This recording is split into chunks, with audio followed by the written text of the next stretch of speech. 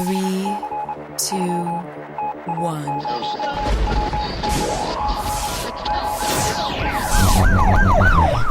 We'd like to welcome you to another edition of Grok Talk, brought to you by New Hampshire's leading conservative blog site, granitegrok.com. We are your feared extremist, right-wing, hard-charging, gun-toting, opinionated, outspoken, rabble-rousing, letter-writing, radio microphone-stomping conservatives and rational libertarians. So get ready for more news and opinion you could only get from granitegrok.com. Grok Talk.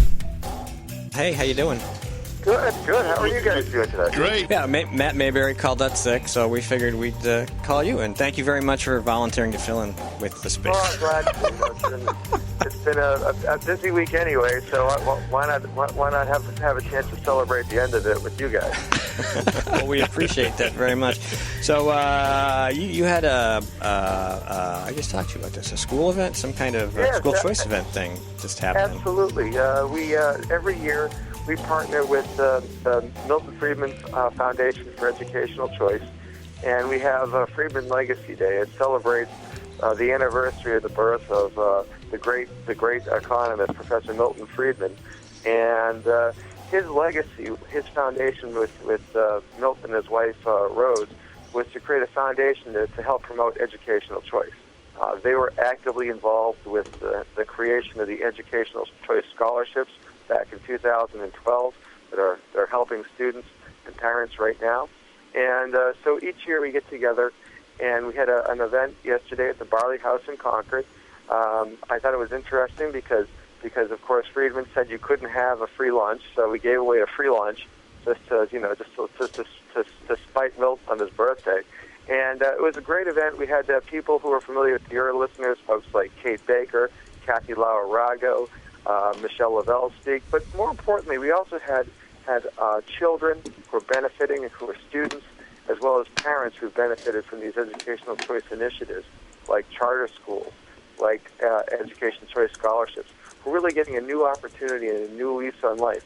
We heard from one young girl who, thanks to an education choice scholarship, was able to go to a private school, and as a result of that, got a full scholarship for the Derryfield School, where she will be starting next September. So I think it's just a great first-hand examination of how education choice is working. This was someone who was struggling in a public school system and is thriving now that she had an opportunity to move out of that system and really get an education that works well for her and her family. And that's something that we want to continue to highlight going forward, because as you guys know, there are a whole lot of folks in the education industrial complex who would love to shut down these school choice options. Oh, sorry, I was typing. I thought you were going to say something. No, I'm tweeting out that we're talking to Greg. Sorry, oh, okay. Because people need to know we made a change to the schedule.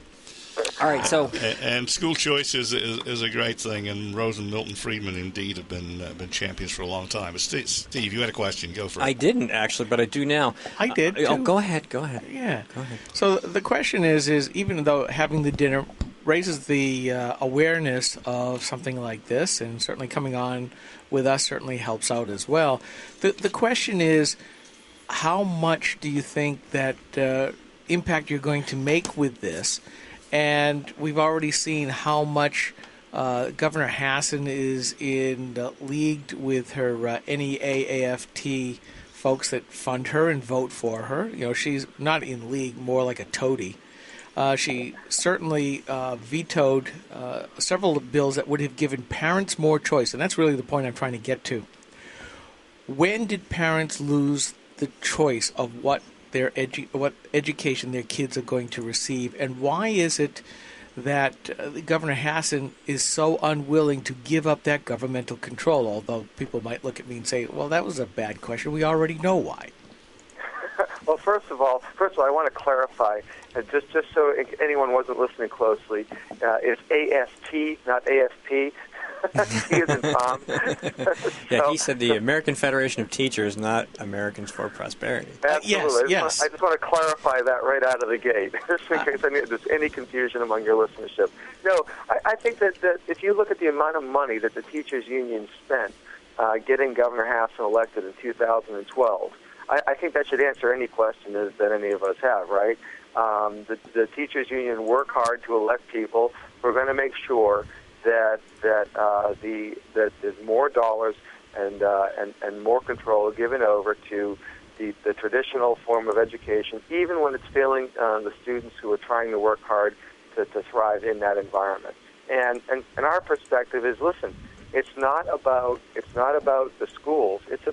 Has to be about the parents and the students. And you got to bring that focus back to the parents and students and say, listen, if your school isn't cutting it, not just if your school isn't cutting it generally, if your student is failing that child and that parent, then you have a moral obligation to give that child and that family an opportunity to thrive somewhere. And that's fundamentally the notion of school choice. It flows along with the idea that the taxpayer dollars that those parents are paying, whether it's directly through property taxes they pay to their town and to the state, or through a rent payment, because that's a transfer payment, those tax dollars that they are paying, they should have the opportunity to put their child in an environment that thrives. And for so many parents across the state of New Hampshire, they are not getting that opportunity, and we feel as though it should no longer be about the school per se. We're not worried about the schools. We're focusing on the parent and the child. That doesn't mean that we're taking the eye off the ball of public schools. Moreover, if you give people more choices, that's going to force the public schools to improve their ability to provide a better education, because competition makes everyone better. Monopolies fail. There's a reason why they fail. Monopoly is a recipe for higher costs and lower quality. It doesn't matter. That is a proven point that Professor Friedman would be the first person to tell us about. But education choice breaks that monopoly and forces everybody to get better and do it for less money. Greg, we had Michelle Lavelle on last week, and we were discussing some legislative victories on education, and we didn't really get a time to fit everything in. There were quite a few bills that got vetoed. And as an issued advocacy group, AFP supports issues, and education is clearly an issue. What do you think we need to look at priority-wise going into the next session as far as legislation to correct the problem we have with school choice, or to defend it? It's not necessarily next session. It's the continuation of this session, because veto day, right? An important component of the budget that was passed by the House and the Senate and was vetoed by Governor Hassan would have increased funding for charter schools to give them much more parity of what public schools are getting. Charter schools right now are getting by on about $5,500 a year, whereas your average school in the state of New Hampshire is about $14,000. And then when you add on the capital costs on top of that, it gets closer to about $17,000 for paying per student in traditional public schools. And charter schools are getting a fraction of that. So one of the components of the state budget was it started to increase some of the payments to the charter schools. Now, from my perspective, I'm a big believer that since charter schools are public schools, all of those dollars should flow because the taxpayers paid for it, but they should flow to providing that opportunity. But that was a important step forward, and it's something that we're going to continue to fight as this budget process continues to ensure that there is the type of funding for charter schools that allows them to survive. It's really a survival game at this point. And I know the governor would like to continue to stop any additional funding for charter schools and not see that level of expansion, because if the charter schools don't get any additional funding, they're just going to start going away. Now, one of the things that AFP is known for is being militant free market defenders and advocates, and I am getting concerned when you look at what the Democrats are putting up for presidential candidates right now, with the exception of Jim Webb, who I consider to be a blue dog Democrat of the old-fashioned school. You've got Bernie Sanders, an outright socialist. When you listen to Hillary Clinton, it's more government intrusion into the free market, basically controlling them. And I'm starting to make the analogy of going back to the 1930s with Mussolini in Italy, when they figured out, well, unlike communism, which said we own the elements of production, they basically figured out, well, if we so hamstring them with laws and regulations, we outright own them de facto instead of de jure. And I'm listening to the stuff coming out of Hillary's mouth about how government has to do this, businesses have to do this, that, and the other thing. It's like, how much longer under Hillary will we get to the point where all businesses are just a public utility of government, and how is AFP looking to help confront that? Well, first and foremost, I think that it really is stark, the level of contrast we have right now between those advocating for a free market, particularly some of the leaders in the U.S. House and Senate, and where President Obama is right now. President Obama is talking about, I don't know if you guys follow this one, regulating dishwashers. So, because of course we wouldn't know how to make a dishwasher if the president didn't tell us how to do it.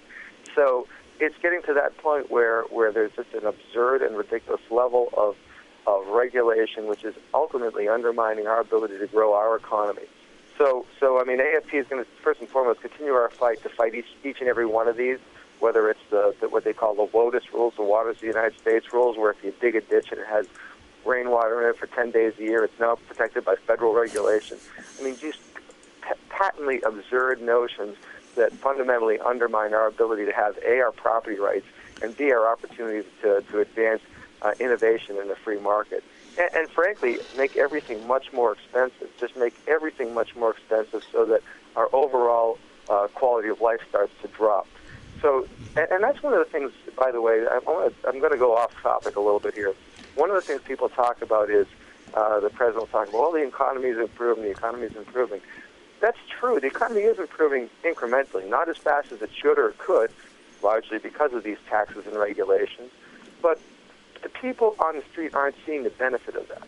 And the reason why is because even though the economy is getting better, the costs for employers to hire these people are going through the roof, thanks to Obamacare, massive increases in health insurance costs, massive increases in all these other costs of doing business, so that the wages of American workers are not going up, largely thanks to a lot of these interferences in the marketplace.